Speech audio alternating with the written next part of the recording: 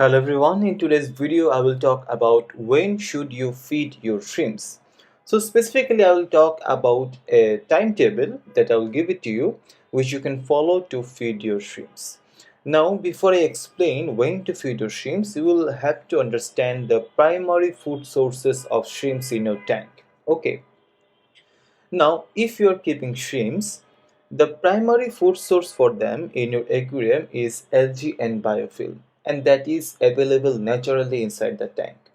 So there is no need to specifically provide external foods for your shrimps. Even if you provide no food, your shrimps will be alive and they will be grazing on the algae and biofilm all day long because these are naturally available food source inside the tank. Now that doesn't mean that you should not provide them with other foods, because algae and biofilm doesn't give your shrimps the full nutrition they need to grow and thrive happily. So for that reasons we recommend giving shrimps a commercial food, a food that is specifically made for shrimps. But when should you give them these commercial foods, right? That is the question. So there is no need to provide your shrimps with commercial food or sinking pellet or algae wafer stuff like that every day. You can provide them these foods every other day. That means if you are giving your shrimps some algae wafer or commercial food, suppose Sunday, then you can skip giving any food to your shrimp Monday and then again give them the commercial food on Tuesday.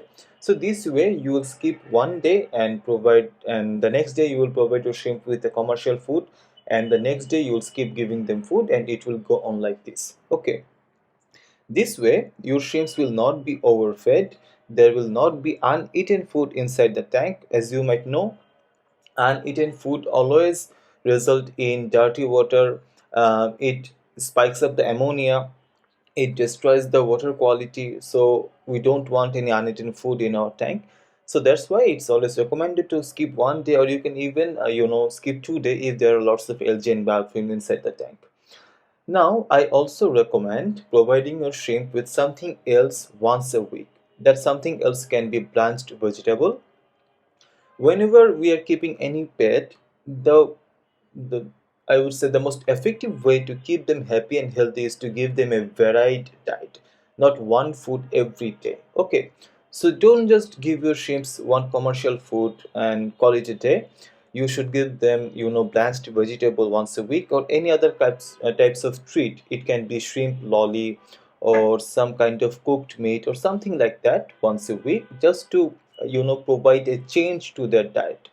So once a week you can give them blanched vegetable or cooked fish or cooked I would say chicken or something like that that your shrimps will enjoy. Don't provide these things too many times a week, because as I've said, if you provide them too much food, it will deteriorate the water quality.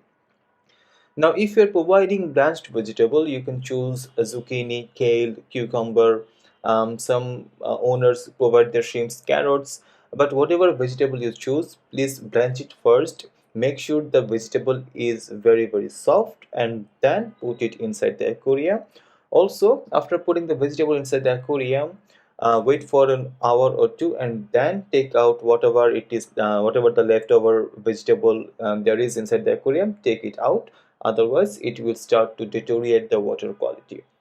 So that's it, that's your timetable. Your shrimps will always munch on algae and biofilm, so there is no need to worry about if your shrimps are going hungry or not. So they are not, but then again you should provide them a good commercial food like algae wafer or sinking pellet. These foods should be given every other day, or every other 2 days. Okay, so 2 or 3 times a week I would say, and once a week provide your shrimps with blanched vegetable. And if you follow this simple timetable, your shrimps should be happy and properly fed. So that's it for today's video. If you want to know more about the timetable and if you want to get a chart for this timetable, check out the link in my description. You will find a timetable and a chart there, and that should help you out too. So that's it for today. Let me know on which topic I will make my next video. Till then, take care. Bye.